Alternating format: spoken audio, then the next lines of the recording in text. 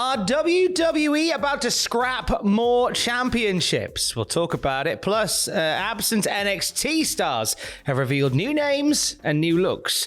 And an injured NXT star has made a shock return. It's all in the wrestling news right now.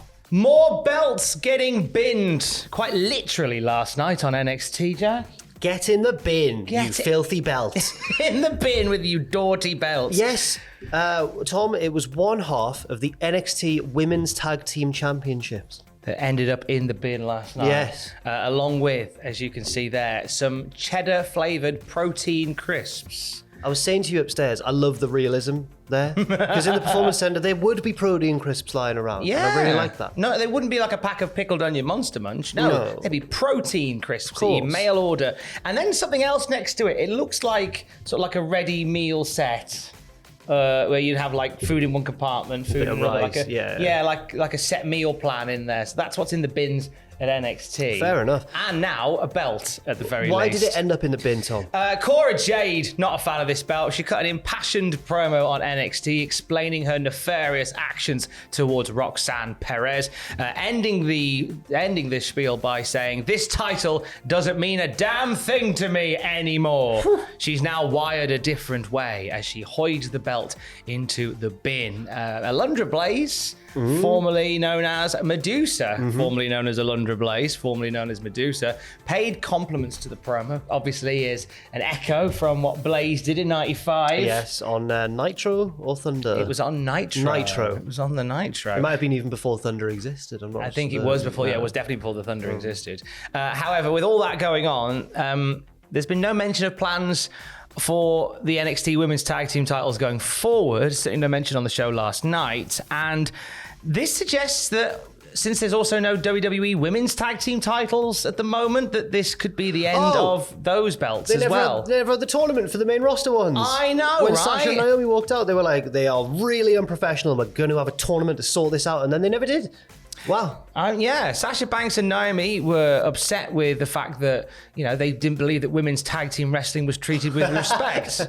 And I'm glad that WWE proved them wrong by throwing one half of the belts literally in the bin. So the other half of the belt is currently possessed by Roxanne Perez, who Cora Jade turned on very shortly after they won the tag belt. But does this mean that we're going to get a wrapping up of that loose end? Is she going to fetch the other tag belt out of the trash and help get someone else to help her? Or I couldn't think of anything less dignified than Roxanne Perez coming back and reaching into the bin, going, protein crisps. Get that belt. Belt, get those protein crisps. No, get them in my belly.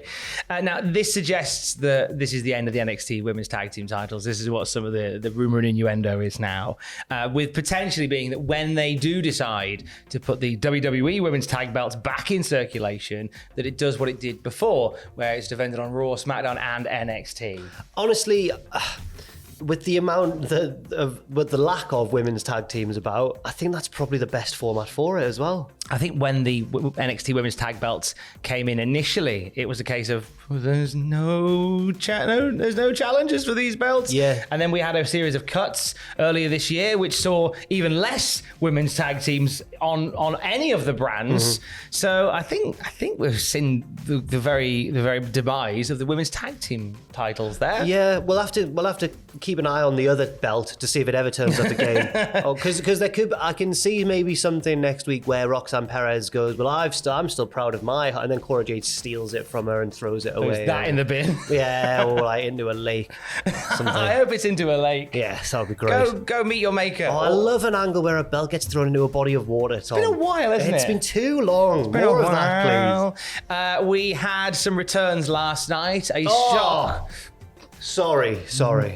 We'll get to the shock one in our main event shortly, but we had two others, and I believe that Jack's reaction is to the two others. Yeah, so you remember Joe Gacy's new henchman, the Dyad? I do. He started off with a big army of them like the Undertaker's Druids, but then it got whittled down very suddenly, actually, to just two. And he was saying these are the two most committed and loyal ones, and we were like, okay, well, I wonder who they are, because they wrestled in their full cloaks and everything. Now it's been revealed that the identity of the two druids in the Dyad are in fact the former grizzled young veterans, Zach Gibson and James Drake. That's correct. Or are they Zach Gibson and James Drake? Well, not anymore. They've got new dark names, which I don't think they're dark names. I think they just sound like NXT names. They are Jagger Reed and Rip Fowler.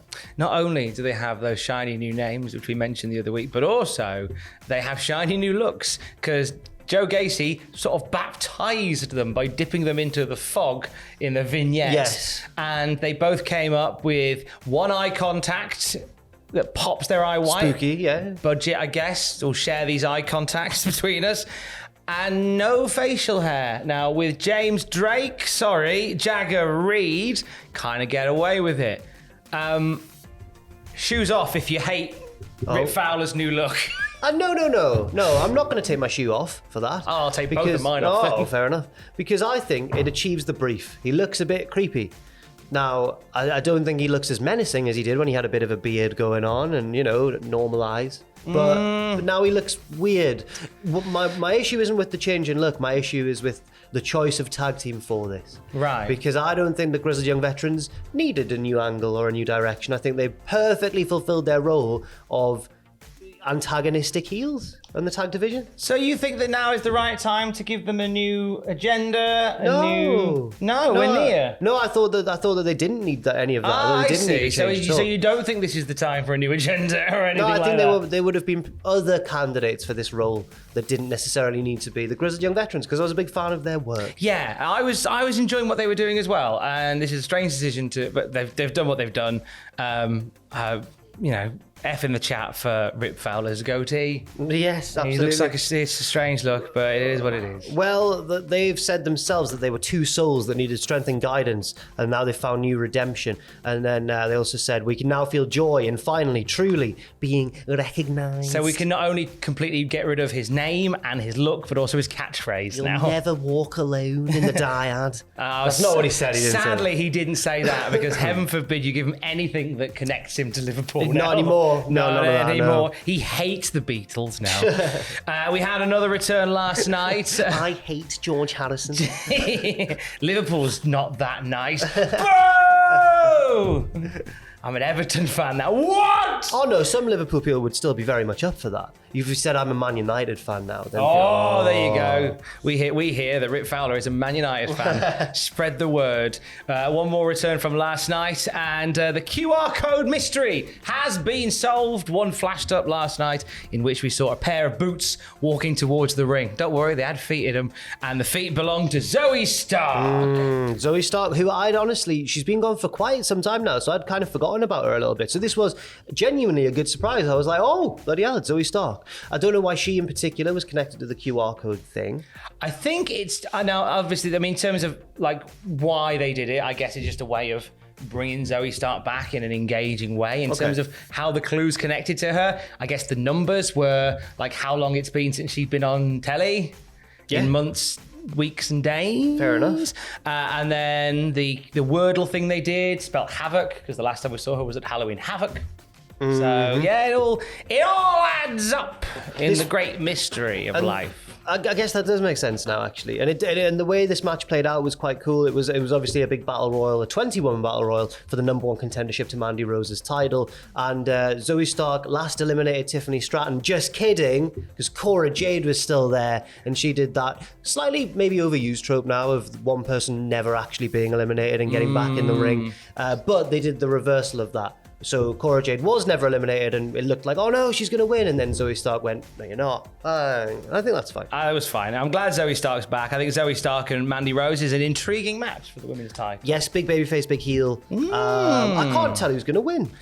No, I think maybe this is where we give the belt to Zoe Stark and maybe Mandy Rose and Toxic Attraction go up to the main roster. Yes. To potentially bring back the women's tag title. I feel like maybe we've not, even pre-injury, I don't know if there was enough of the Zoe Stark story that had been told yet for her to win the belt. I think that most of the story we were told was like she turned up as like a bit of an underdog, and then she teamed with Io Shirai, and she was like, "What's sushi? I'm American. I haven't heard of that. I only eat burgers," which is what all Americans do. And protein crisps, cheese flavored. Put them in the bin next to the belt.